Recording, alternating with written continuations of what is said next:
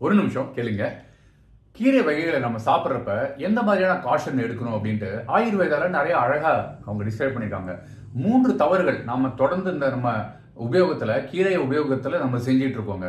First, அந்த கீரைகளை juice பண்ணி நம்ம சாப்பிட்றோம் இல்லையா? நிறைய இடத்துல நம்ம பார்க்குறோம், அந்த ஜூஸா விற்கிறதையும் பார்க்குறோம். அதை எடுத்து காலை நேரத்தை ரொம்ப நல்லதுன்னு நினச்சி நம்ம குடிக்கிறோம். ஆனால் டாக்டர்ஸ் என்ன சொல்றாங்கன்னா, அதுல ஆக்சலேட் அப்படின்னு ஒன்று இருக்கு, OXALATE.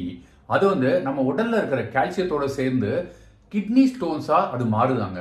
நம்ம உடல் வந்து எவ்வளவு தாங்குமோ அதை தவிர 7 to 8 மடங்கு ஜாஸ்தி ஆக்சலேட்டுங்கிற அந்த தன்மை வந்து அந்த கீரையில இருக்கு. அதனால அது ஜூஸா நம்ம குடிக்கிறது உடலுக்கு நல்லது இல்லை அப்படின்னு அந்த ஃபர்ஸ்ட் பாயிண்ட். ரெண்டாவது பாயிண்ட் அவங்க சொன்னது வந்து, கீரையை வந்து நம்ம நல்லா ஸ்மூதின்னு சொல்லிட்டு அதை ஜூஸ் ஆக்கிட்டு தயிரோடையோ இல்லாட்டி பாக்கி பழங்களோடய மிக்ஸ் பண்ணி நம்ம சாப்பிட்றோம் இல்லையா?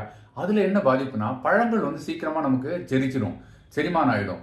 ஆனால் இந்த கீரை வந்து செரிமானம் ஆகிறதுக்கு ரொம்ப நேரம் ஆகும். அதனால அது அழுகி போன தன்மையாகி குடலில் பிரச்சனையாகி டயரியா வரதுக்கு ஸ்கோப் இருக்குது அப்படின்றாங்க. 3வது காஷன் கொடுக்கறது என்னன்னா, ஆயுர்வேதால பார்த்தீங்கன்னா, கீரையை நாம சாலட் மேலே நம்ம டெக்கரேஷனுக்காக போட்டு அந்த கீரை நல்லதுன்னு நினச்சி நம்ம சாப்பிட்றோம் இல்லையா? அந்த கீரையில் நிறைய புழுக்கள் போயிருக்கும். அந்த புழுக்களோட முட்டைகள் இருக்கும். அது சாதாரணமாக நம்ம வந்து தண்ணியில் வாஷ் பண்ணோம்னா அது போகவே போகாது அப்படின்ட்டு. சரிங்க, இவ்வளோ சொல்கிறீங்க, அப்போ கீரை நம்ம எப்படி தான் சாப்பிட்றது அப்படின்னா, நம்ம வழக்கமாக நம்ம பாரம்பரியமாக நம்ம செய்வோம் இல்லையா? கீரை மசியல் பண்ணுறது, கீரையை நல்லா கொதிக்க வச்சுட்டு அதுக்கப்புறம் மிக்சியில் போட்டு அடித்து சாப்பிட்றது, இதெல்லாம் உடலுக்கு நல்லது. அப்போ என்ன ஆகுனா, இப்போது தாவரங்கள்லாம் வந்து அனிமல்ஸ்லாம் சாப்பிடுது இல்லையா? அப்போ அதுக்கெல்லாம் பிரச்சனை வராதானா? அதில் இருக்கிற பற்கள் வேற, அது அது எவ்வளோ நேரம் அது மசிய வைக்குது, அந்த இலைகளை சாப்பிட்டுட்டு மாடு அசைப்படுற மாதிரி சாப்பிடாதுன்னு சொல்லுவாங்க இல்லையா? அவ்வளோ நேரம் அசைப்போடுதுங்க. போட்டு நல்லா கூழாக்கின அப்புறம் தான் உள்ளே சாப்பிடுது. ஆனால் நாம் அந்த மாதிரி சாப்பிட்றோமா? யோசிச்சு பாருங்களேன். நம்ம சாதாரண சாப்பாட்டையே ஒரு மடங்கு விட்டு அதையும் மொபைலை பார்த்துக்கிட்டே இல்லாட்டி டிவியை பார்த்துக்கிட்டே இல்லாட்டி ஏதாவது செய்தி கேட்டுக்கிட்டு அப்படியே உள்ள அள்ளி போடுறோம் நம்ம. ஒரு ஒரு கவலத்தையே நீங்கள் 15-20 தடவை நல்லா கிரைண்ட் பண்ணணும், வாயில் நல்லா கடிக்கணும், கடிச்சு நீராக்கி தான் சாப்பிடணும்னு சொல்கிறாங்க. அது மாதிரி நம்ம பண்ணுறதில்லை.